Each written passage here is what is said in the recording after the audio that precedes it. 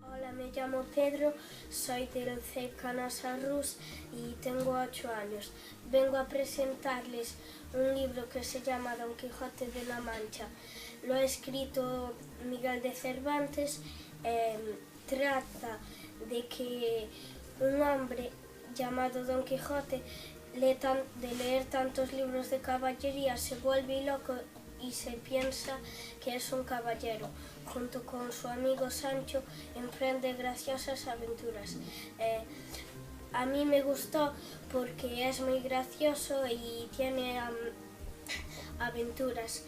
Y lo recomiendo porque es muy interesante y es muy fácil de leer.